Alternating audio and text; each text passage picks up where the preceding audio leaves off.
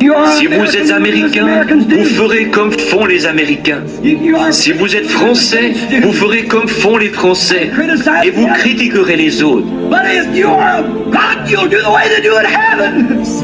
Mais si vous êtes de Dieu, vous agirez comme ils le font au ciel.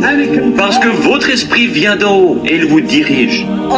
Une petite chose à laquelle vous pourriez regarder.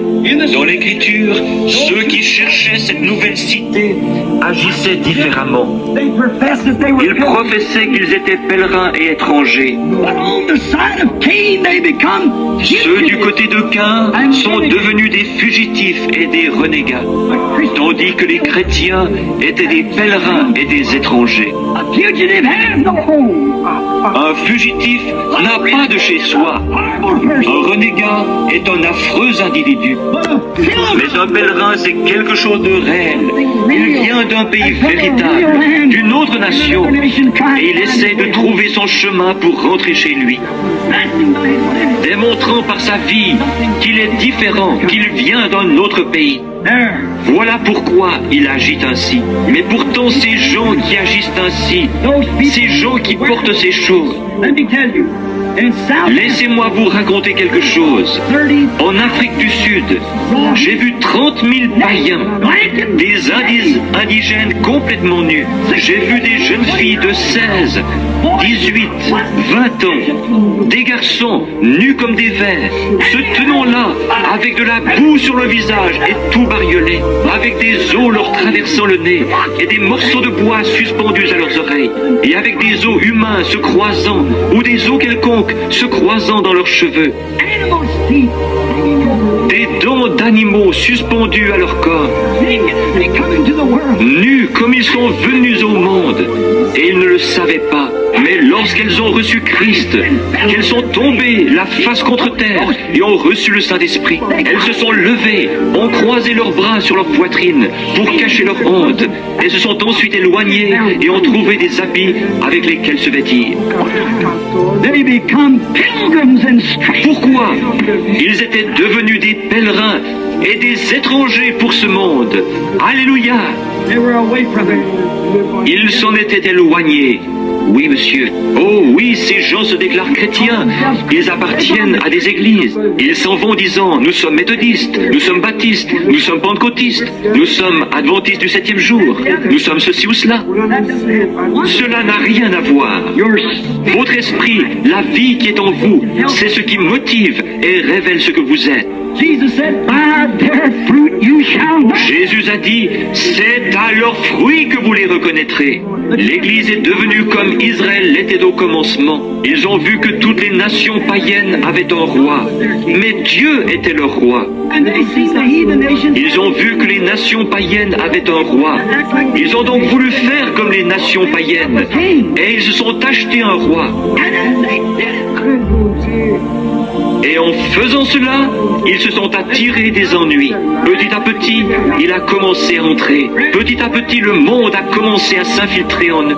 Finalement, cela a abouti en Akab. Un roi s'en approchant un petit peu plus, encore un petit peu plus, et finalement, cela a fait sortir la vie qui était en eux. Ils ont continué ainsi, et lorsque le vrai roi est venu, ils ne l'ont pas reconnu. Et c'est ce que l'Église a fait.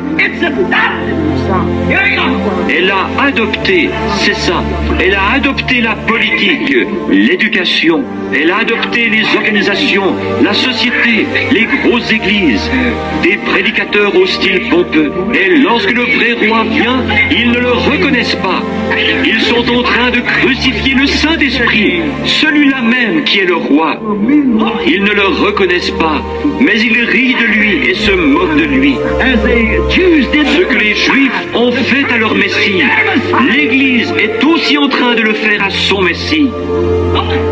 Ils ne le savent pas. Ils manquent de perspicacité spirituelle, étant tellement endoctrinés par ce qui frappe leurs yeux, par les apparences, des bâtiments imposants, essayant de se comparer au monde.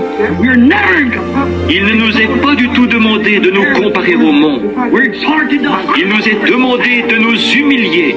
Et une personne équivaut à la majorité en Dieu. Et aujourd'hui, dans le monde, parmi les évangélistes qui parlent de la guérison divine, il y a une telle rivalité, une telle concurrence. L'un dira, oh Dieu soit béni, j'ai eu tant de milliers, j'ai eu une plus grande réunion que vous. Qu'est-ce que cela peut faire? Que nous en ayons 1 ou 1 million, qu'est-ce que ça peut bien faire? Sommes-nous fidèles à Dieu? Sommes-nous fidèles à sa parole? Supportons-nous le test auquel nous sommes soumis par le Saint-Esprit? Est-ce vrai? Voilà l'essentiel. Mais nous faisons des compromis avec la Bible. Beaucoup de nos pentecôtistes font des compromis quant aux doctrines fondamentales de cette Bible.